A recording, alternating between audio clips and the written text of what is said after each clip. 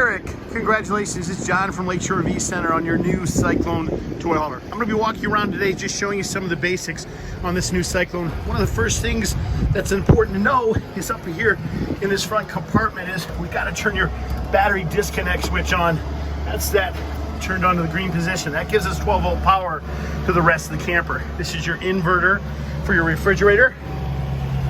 So when we go to activate things like our jacks, push both arrow keys, green light comes on, and notice our jacks will come up and down. So real simple, we can auto level from there. We can retract our jacks, propane tank on either side. Righty-tighty shuts off the tank, lefty-loosey opens up the tanks. We've got valves over here. These valves are designed depending on what option you want. So if you want city water connection, winterization, dry camping, you select the various positions for the valves. This is your black water tank flush, city water connection. That actually comes up right through there. To shut off these lights, if they don't have light switches, simply push them in the center and that'll shut those down. This turns on your water pump here from the outside. So you've got water pressure, motion activated lights are activated through here. Do keep the little ones away from the hot water heater, as this is the exhaust that can become hot. Same thing with the furnace here. Really nothing you're gonna have to do from the outside. We're gonna show you that stuff actually from the inside, but just to show you, that's what those are. Your gate valves are located right here. 1.5 inches is your gray, 3 inches your black. Your waste discharge is there. The camper comes with a sewer hose, electrical adapter, and your propane tanks filled, as well as a new deep cycle battery. It is a good idea to check your lug nuts on your tires after the first 250 miles, as they can become loose. So it's a good preventative measure. You do have additional valves back here because you have a rear bathroom on this model as well. Those are located right in here. And then of course, this is your black tank flush for this as well. This back here is your fuel dispensing nozzle. So front tank is for your generator. Back tank is just your reserve tank. You simply turn that on by using the controls over here. You do have a power cord wheel right here. And of course, we'll get you the electrical adapter for that as well. Your ladder is rated at 250 pounds. So important to note that if you're operating that, simply pull that pin, it will swing forward. These are your locks for your patio. Pull these out, rotate these. Patio comes down into a horizontal position. When it's in a horizontal position and cables are attached, that's the patio position. If you detach the cables, that's how you make it a ramp when you want to load and unload items. Your stairs for your back patio are located down in this lock compartment. Again, a reminder for your tires, do check those lug nuts after the first 250 miles, as they can become loose. I'll show you a couple other things on this side. We've got your low points for your fresh water system. LP Quick Connect, that's for your stove, which is located actually in this compartment right here. That's your Quick Connect connection. That just goes through those grates and connects to that. Your pass-through storage and your pull-out TV. Okay, up front in this compartment, we've got the auto changeover for your gas. And notice that valve is green. That just means your propane is functioning properly. It's going through the lines. There's a selector on the top here. Whichever direction that selector is in is the tank it's drawing from. So it's important to note, if it's flipped over to this side, it's drawing from this tank. Once again, righty-tighty shuts off the tanks. Lefty-loosey opens up the tank. One of the great features on your campers, it does have wonderful solar panels on the roof, as well as the additional Canadian Arctic package.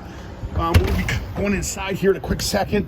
We'll turn on your air conditioner to get some cool air flowing in here. Oh, looks like they already have it going for us. I'm going to show you how that operates. Real simple operation here from this thermostat right up here. All we simply do is push that, and what we're trying to do is get the little snowflake to appear. When the snowflake appears, we have air conditioning. Then we use the up and down arrow keys to adjust our desired temperature. To push it forward to heat, we push it one more time.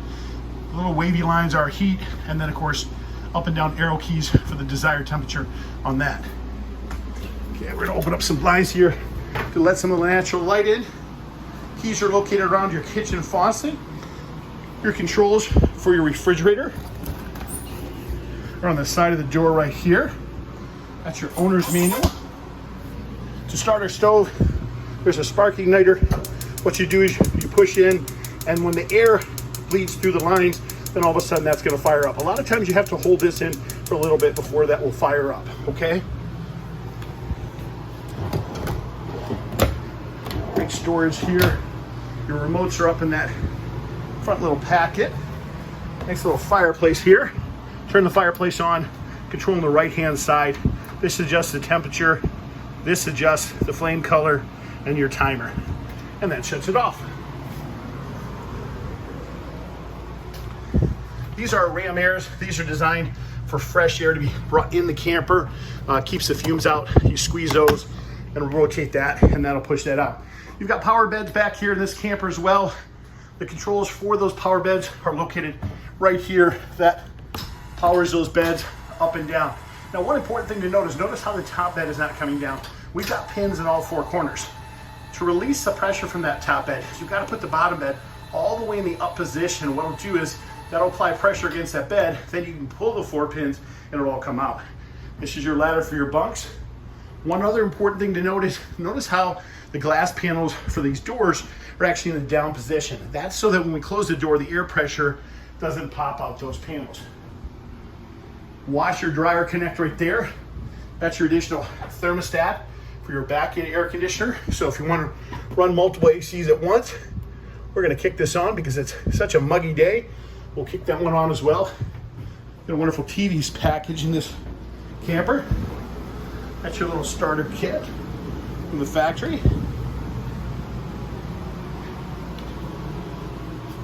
So this is our solar panel. Lets us know we're charging. Our power management system for that. This turns on our inverter. Okay. This controls our various slides. This unit also has additional Yeti package, which is additional heating pads on the tanks and lines. This opens up our power vent fan. Turns on our overhead lights. This right here is our main control center. It will operate things like our bedroom slide, all our various features and devices. I like to hit the devices, have everything in kind of a scrollable list.